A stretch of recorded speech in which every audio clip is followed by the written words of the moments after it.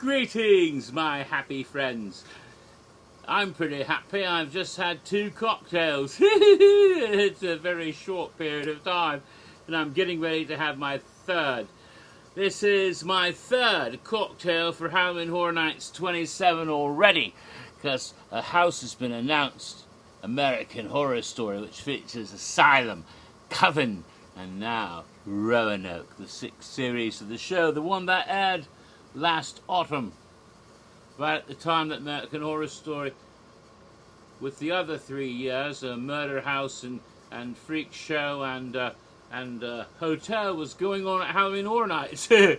Yes, so Roanoke was the most recent 6th series of the program, and that will be there this year in Orlando for Halloween Horror Nights 27, and according to the rumor, it's just Roanoke in Hollywood. Go figure. I don't know how true the rumor is. I think it might be a load of dingoes' kidneys. We'll see. We'll see. That could be wrong. It might actually happen. But anyway, here is the wonderful thing, the cocktail for Roanoke. What to have for a Roanoke cocktail? That's curious. Well, there was an alcoholic character, 2 alcoholic, 1 alcoholic, because there was someone reenacting the character they were playing, and one of the characters being played was an alcoholic, but the actual person was the alcoholic, not the person who was playing her.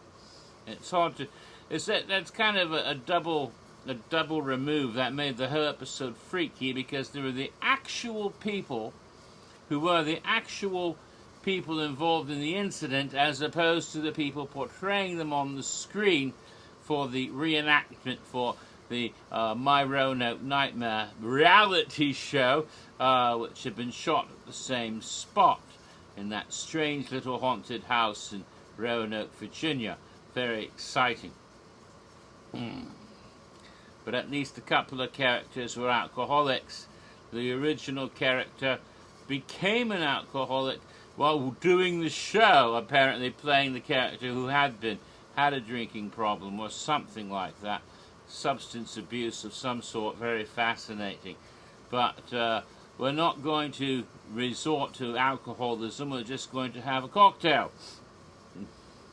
And this one is a cocktail for Roanoke, and I had to make, what's the appropriate cocktail for Roanoke? Well, we've got the butcher, and she's a bloody bitch, so a Bloody Mary would be obvious, but I have to make it Roanoke-y. Well, I've got the perfect idea, because not only do we have a bloody butcher, but we have the Piggy Man. The Piggy Man who appeared first in Murder House, but then showed up its origins in Roanoke, and the whole idea of pigs and long pork, which is not pig at all, but human flesh, but the whole piggy thing becomes a whole running thing through the whole episode. Boys suckling on pigs. I've heard of suckling pig before, but I never expected to see boys actually nursing off of a sow's belly. Her udders, that's disturbing. Oh, very strange and demented family, the Pokes. But what can make this a piggy Bloody Mary? That way it can be both a bloody butcher Mary, but also piggy, to make it fit Roanoke better. Well, I searched and searched, and I found it at last. A very special vodka. Bloody Mary, of course, vodka's the liquor in Bloody Mary. It's bacon, so with a K. It's a very wonderful bacon-infused vodka from Idaho, of all frickin' places. Bacon vodka. Pepper bacon vodka. How perfect for Bloody Marys. Oh my God, it's not kosher. So, we start off pouring a goodly amount of the bacon vodka, ooh, drip drip, don't waste alcohol, into this, and put it into this tall glass full of ice. There we go. Bacon. Oh God, it smells wonderful. Smells like bacon. And the so golden retriever is going to come running along going, bacon, bacon, bacon, bacon, like in those silly commercials. Bacon! Ooh, it's got a cork in it. Cork hurt me. Alright, so that's the bacon vodka. So after the bacon vodka, we start putting other ingredients in for a Bloody Mary. Well, there's all sorts of ingredients going to Bloody Mary. One of them is lemon juice. So, are you fucking kidding? I'm not going to try to cut a lemon in my current state of tipsiness. I'd hurt myself. No, I'm going to cheat. That's right. Haha, cheat with this sort of lemon juice. Squirt, squirt, squirt, squirt, squirt, squirt, squirt, squirt. There's lemon juice in there now. Now, also a good thing, what I like to do is to stir it up a bit every time I put an ingredient in. Now I add to it Worcestershire sauce. Actually, Worcestershire sauce. Worcestershire sauce.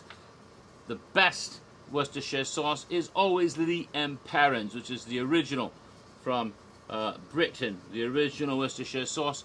Just a dash or two of that. That's enough. Put that in there. Shake it up a bit more.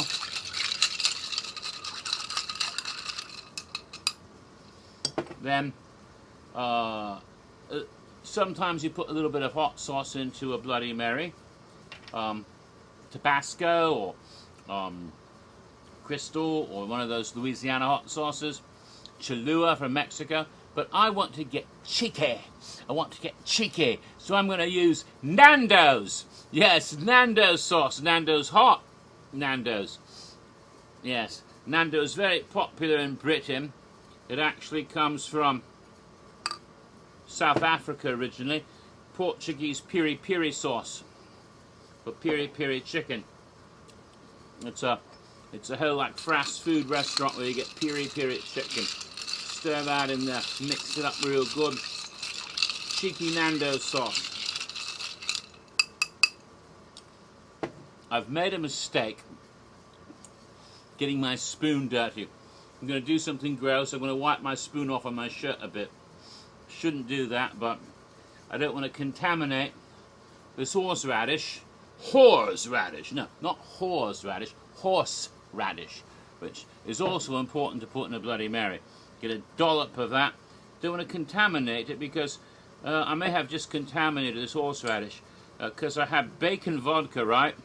If any of that got in this horseradish, we cannot use it for Passover.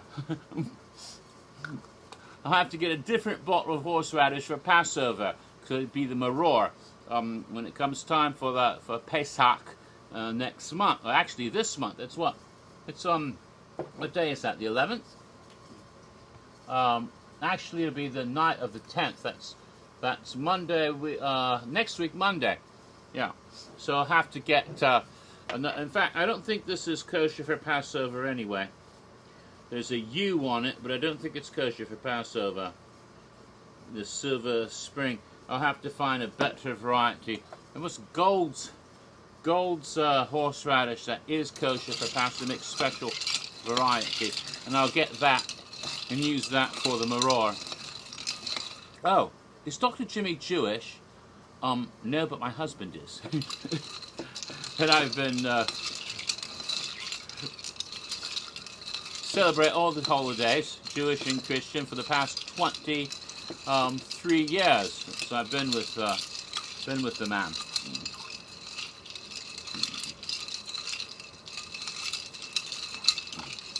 So I celebrate Passover and Easter because I'm a Christian, I'm an Episcopalian, but my husband's Jewish. Yes, so we do celebrate both.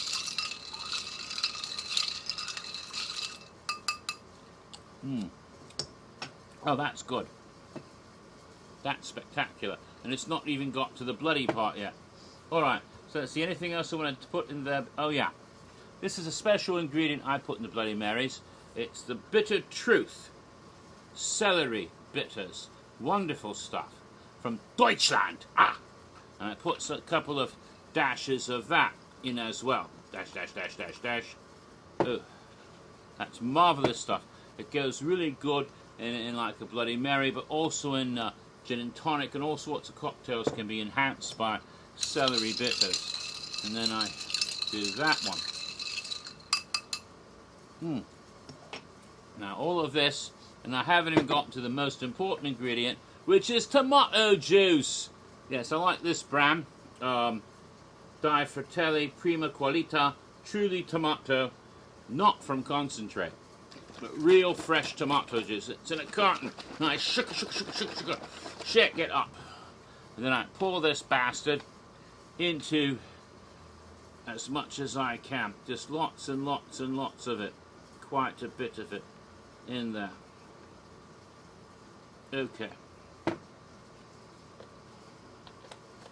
Now I really hope I haven't overdone it. But now here it is. Looks like a Bloody Mary. Now stir it up a bit more.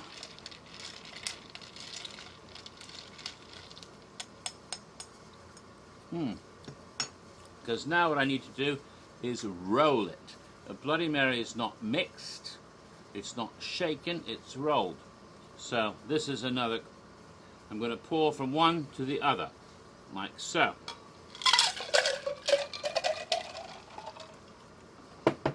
God damn it. Excuse me, I need to get a towel.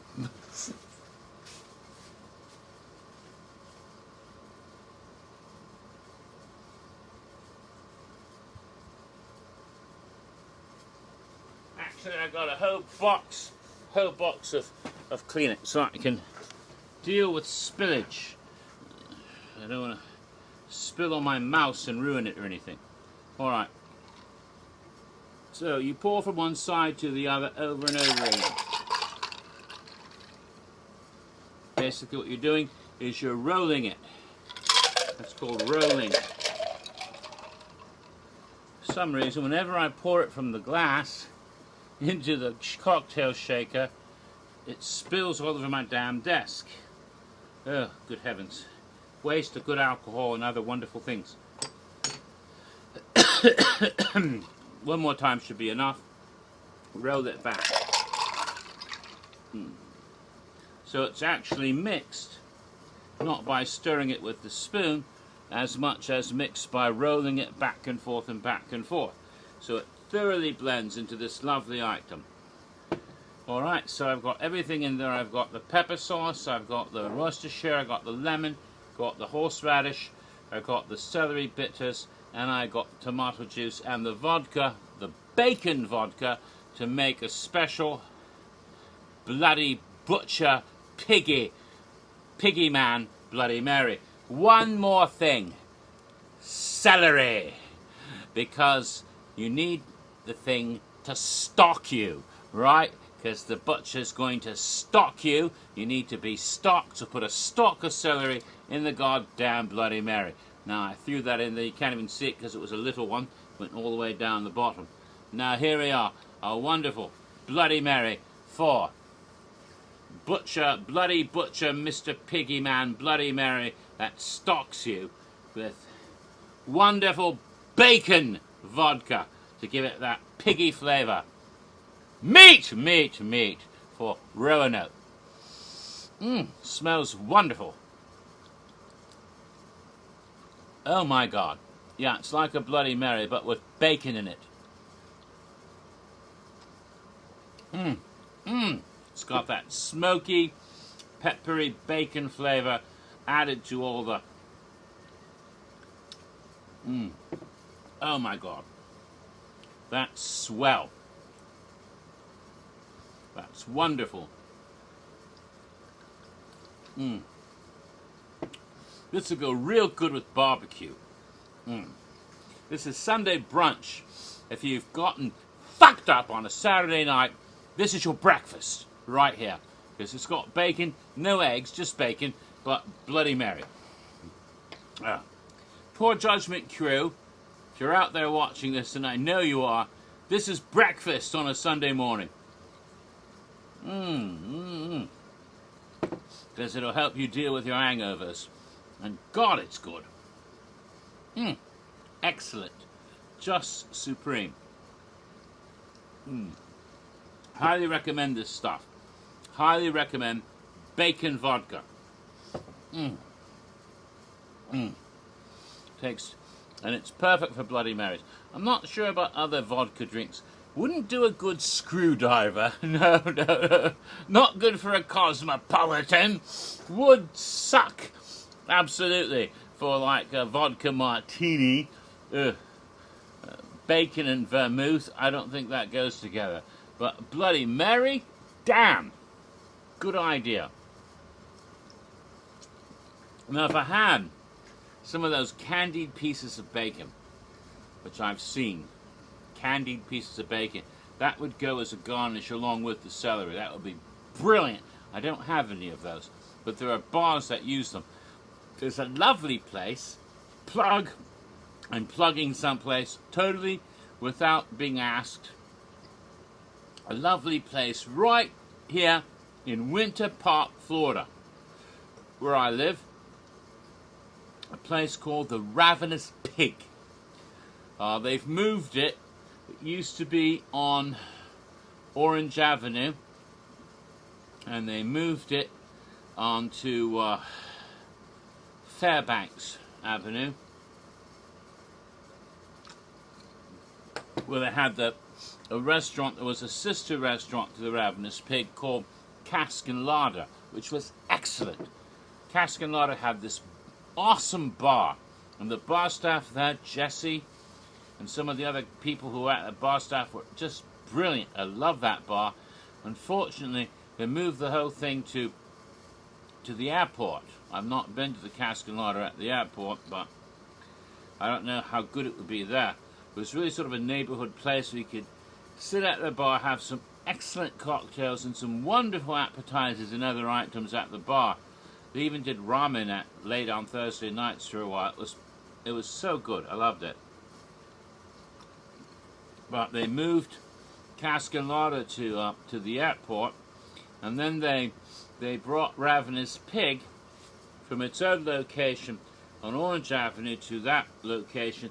They kept the brewery for Cask and Larder, where they make the signature beers that were made for Cask and Larder. They kept that, so you still have those beers, and the marvelous beer engine at the bar, which serves beers at a lower temperature than you usually get on a tap, but it's like a proper British beer engine where you can get stout or something at the correct temperature. It's just brilliant. If they have a stout on it, it's really good. Even if it's something other than a stout on the beer engine, it's still wonderful, whatever they have on the beer engine. I usually drink whatever's there. But the Pig is not... I miss Cask and Larder, really, but the Pig is still good in and of itself. It's different. They don't have as much bar snacks to go with the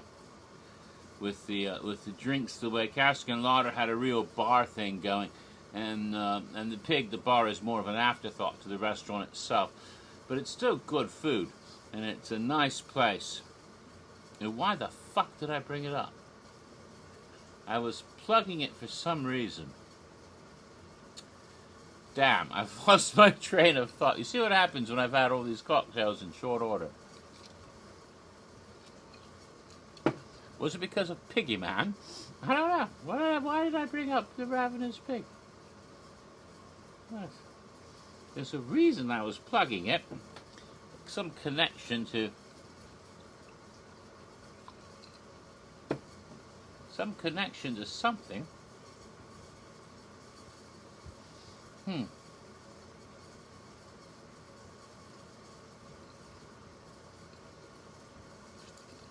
I completely forgot why I brought it up and why I brought up to plug it. There was some connection to Roanoke I was going to mention, and now I have no idea what it was.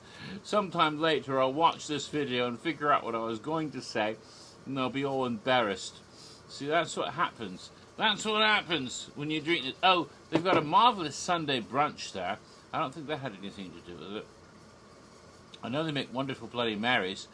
And they've got, oh, they have the candied bacon. That's it. That's it. They've got an old-fashioned at the Ravenous Pig. A wonderful old-fashioned that's garnished with a big slab of candied bacon. Oh, God, it's good. Go there and have one. If, of course, you are over 21 years of age. I must make my now disclaimer. This is now my third cocktail video for the year, and I need to make this disclaimer now. Those of my followers, fans, and various worshipping, minions who worship me because they're so fucking misguided. I am a mortal man. Well, not really. Semi-muggle. I have witch ancestors, Salem, but all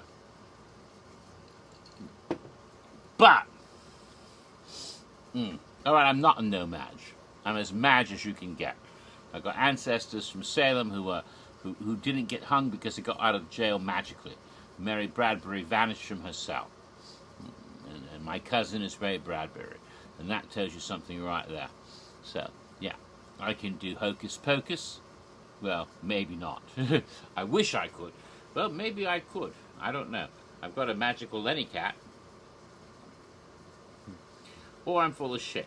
Doesn't matter. I'm drunk, okay? But the point is, I got glowing eyes. And wouldst thou like to live deliciously? I think I did that joke already. But all right. But let's see. Where was I? I forget where I was. Damn it, I forgot again. No. Ravenous Pig has this wonderful bacon they put in one of their cocktails. It's called, it's an old-fashioned basically, but they put candied bacon in it as a garnish. It's very, very elegant. And I do recommend the place. It's quite good. They also have a lovely little eatery. If you not want to go to the restaurant, you can go to the eatery. It's called Swine and Sons. You can pick up a sandwich there. And for you people who like that other place, not Universal, but the other one, the thing out there with the mouse and the rodents, there's a place that used to be there used to be this incredible place called Pleasure Island, where extremely talented people like myself used to work, and of course Mr. The actual fellow who is really Jack the Clown, and some other wonderful people used to work at Pleasure Island before they sank it into the swamp. But it's now called Disney Springs. I've not been there yet since they changed it, but I probably will have to eventually because they're opening an Edison there, and the Edison is awesome. It's like the premier steampunk place in California. Having a bit of the hiccup thing, and I may have to take a Nexium later. It's the horseradish, I think. But oh god, that's good. But what you call the what was it? Oh yeah, they're opening up a restaurant at Disney Springs called, I think, the Polite Pig or something like that. So the Ravenous Pig is here in Winter Park, the original, and the Polite Pig, like a little less ravenous. A Ravenous Pig is like right out of Roanoke, isn't it? But the Polite Pig would be over for Disney people over there. And it should be pretty swell, though, because the wonderful people who make those restaurants, and Cask and Larder and the Ravenous Pig and Swine and Sons, are all good. And I've enjoyed all of them in Winter Park for years. And I'll have to take a trip over to Disney to try out Polite Pig when it opens. I don't think I'll bother with the new Cask and Larder at the airport, because that's way out of my way. Unless I'm flying through and I decide to stop for a bite as I fly to some interesting part of the world. But it's not like I can get my husband to show up at any of those restaurants because, you know, Jewish pig, not one of his, doesn't avoids pork completely. He's observant enough.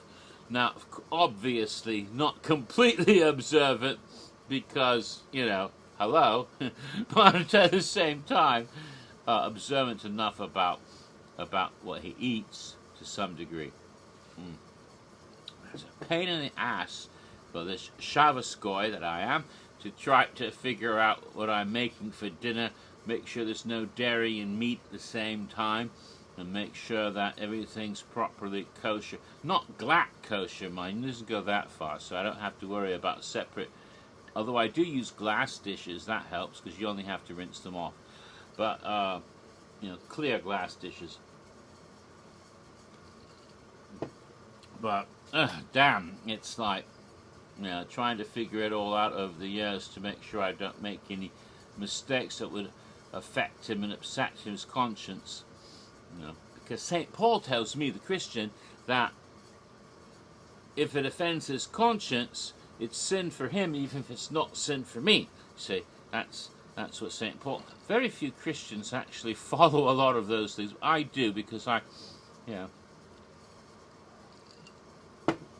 the thing about not eating meat in front of people who would be offended by that, because you might tempt them to sin. Even if it isn't a sin for you, it might be a sin for them if it goes against their conscience.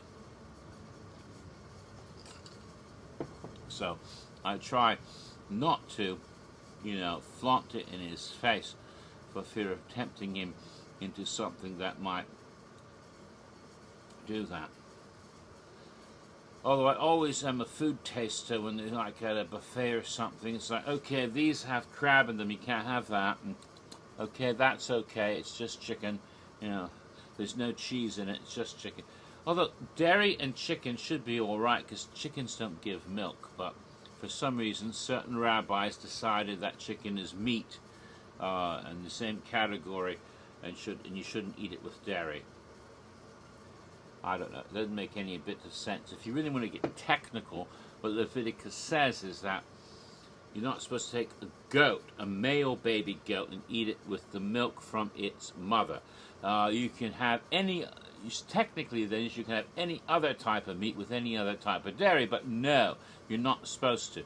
They took that verse and they ran away with it insanely, and now you can't have any type of meat whatsoever, including poultry, with any dairy at all. Although, what's clever is, if you drink your dairy first, just can rinse your mouth out, that's okay. But if you have the meat first, a little piece of meat might be stuck in your teeth or something, so you have to wait 2 or 3 hours after that, depending on whether you're Sephardic or Ashkenazi.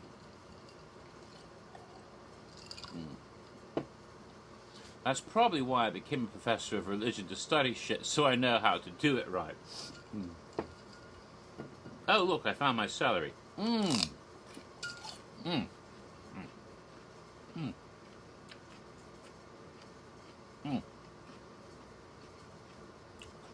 This is a really good cocktail, I should say. And having a bit of food in it, like the celery, helps, because you should eat something and not get too drunk. It's 9:15, so I'm already missed most of The Walking Dead tonight. That's alright. Haven't seen last week's yet anyway, and I can catch up on demand. I'm rambling now, but I'm also not quite sober. And I don't care. These videos get increasingly bizarre if I make 3 of them in a row and continue to drink while I'm making them. And it gets quite silly, and I forget to use my British accent and start making all kinds of other voices because I don't remember what I'm supposed to be saying in the first place. Oh yeah, in my previous April Fool's gag, I didn't give a scenario about how I got the information. Right, I usually make up some sort of bullshit lie about how I got leaked the information from a secret source, and I didn't do that this year. That probably kills some of the verisimilitude and the whole idea that somehow I got this information from a real source, which is bullshit because I never got the information in the first place. But what can I do? So I decided now while I'm drinking, I'll make some shit up. Okay, this is what happened. How I got the information that told me that Horror Nights 27 is up Volcano Bay this year, which of course it isn't, because American Horror Story is in a soundstage. It can't be at Volcano Bay, but I don't give a shit. That was what I made up this year. So this is what happened. Just like last year I made up the thing about the phony email thing. Right, so how did I get the info? Well, what happened is this. See, somebody hacked Universal and sent me the information. I got this phone call and it was this voice and it said, so now you receive information about Horror Nights and make video, yes? And I said, who the hell is this? We hack the Universal and bring you the information. Now you will make video about all secrets revealed, yes? And I said, okay, right. Now this is Mar-a-Lago I am speaking to, yes? No, this is Winter Park, Florida. Oh, sorry, never mind. Make video anyway. That's how it all happened.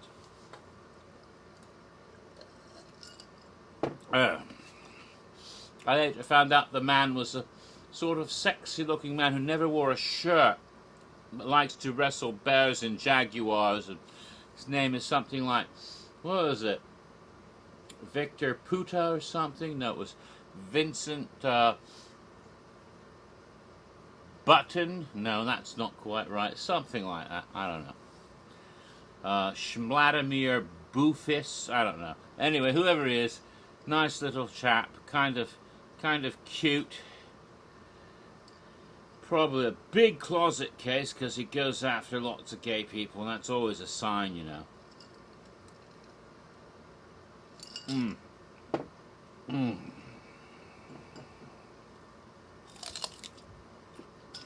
Yeah, I think his name was Vladimir Button. He thought he was talking to some orange person who lives at Mar-a-Lago in Palm Beach. I don't know. Oh. Anyway, that's my topical reason on how I got the info to tell people that Horror Nights is at Volcano Bay this year. Which it's not.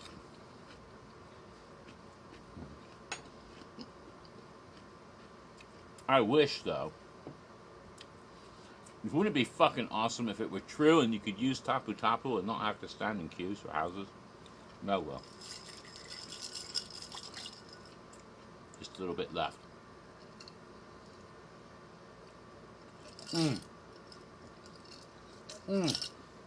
Darn, that's good. Okay. As I munch off the last bit of celery.